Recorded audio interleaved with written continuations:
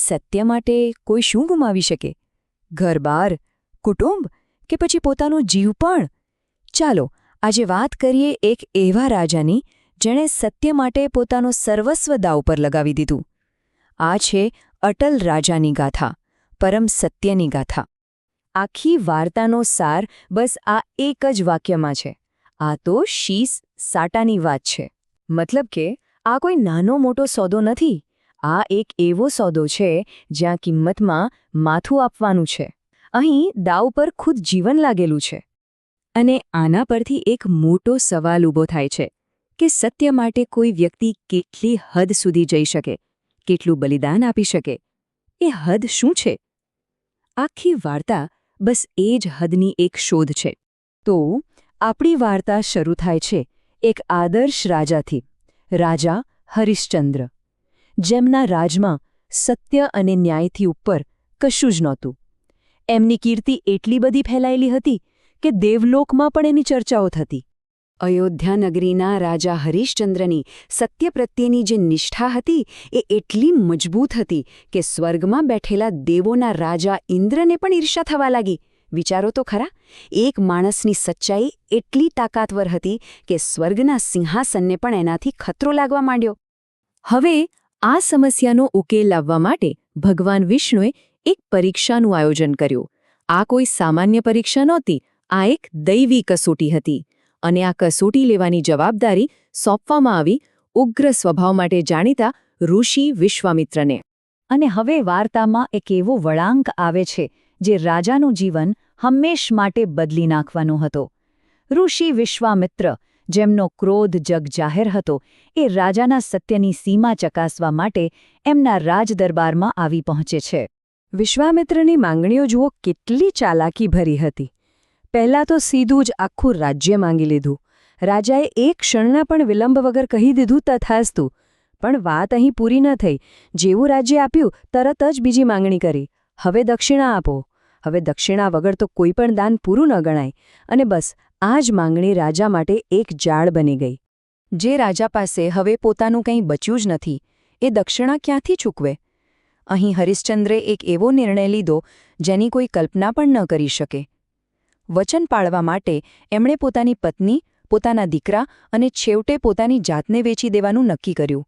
શું કોઈ વચન આટલું મોટું હોઈ શકે? અને અહીંથી શરૂ થાય છે એમની અબની પરીક્ષા. એક એવી સફર જે દુઃખ, દર્દ અને પીડાથી ભરેલી છે.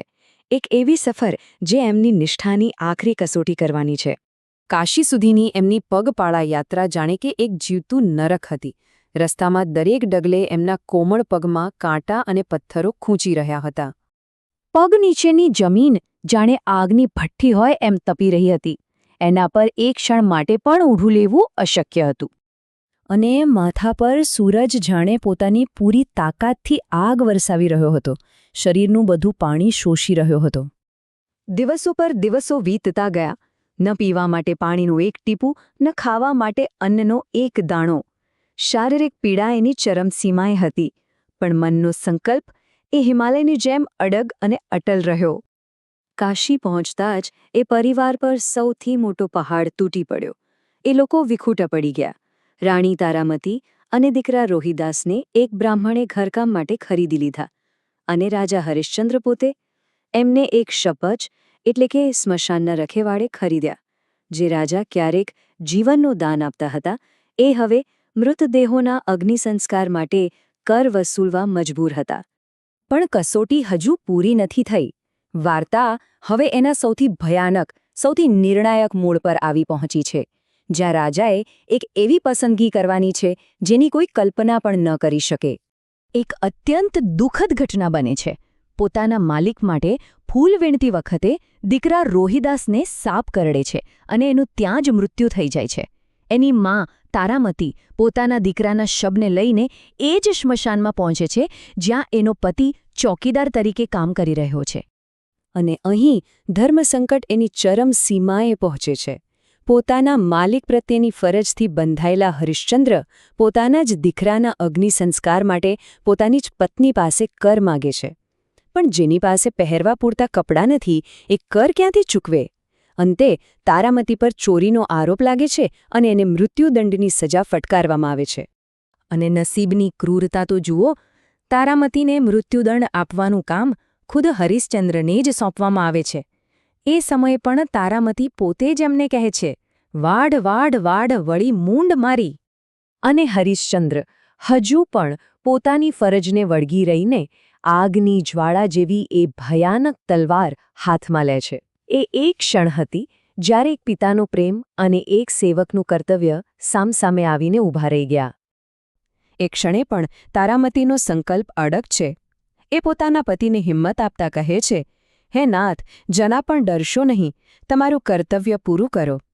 પણ જેવી જ તલવાર તારામતીના ગળા પર પડવાની હતી, બસ એ જ આખરી ક્ષણે આખી બાજી પલટાઈ જાય છે. એક દૈવી હસ્તક્ષેપ થાય છે. છેલ્લી ક્ષણે સ્વયં દેવતાઓ ત્યાં પ્રગટ થાય છે. તલવાર હવામાં જ રોકાઈ જાય છે. પરીક્ષા પૂરી થઈ ગઈ હતી. આ બધી જ પીડા રાજાની અટલ નિષ્ઠા ચકાસવા માટે રચવામાં આવેલી એક દૈવી માયા હતી. અને હરિશ્ચંદ્ર એ કસોટીમાંથી 100% પાર ઉતર્યા હતા. અને અંતે પરમ સત્યનો વિજય થયો. રાજાને ઇનામમાં શું મળ્યું? એમનો દીકરો પાછો જીવતો થયો. એમનો રાજપાટ પણ પાછું મળ્યું. પણ હરિશ્ચંદ્રની મહાનતા તો અહીં દેખાય છે. એમણે પોતાના માટે કંઈ ન માંગ્યું, પણ પોતાની આખી પ્રજા માટે મોક્ષ માંગી લીધો. અને ભગવાને એ બધાને વૈકુંઠમાં સ્થાન આપ્યું. આ વાર્તા આપણને એક વિચાર સાથે છોડી જાય છે. આજની દુનિયામાં જ્યાં આપણે ડગલે ને પગલે સમાધાન કરીએ છીએ, ત્યાં આવી પરમ અટલ નિષ્ઠાનું સ્વરૂપ કેવું હોઈ શકે? શું એ શક્ય પણ છે? વિચારવા જેવો પ્રશ્ન છે, ખરું ને?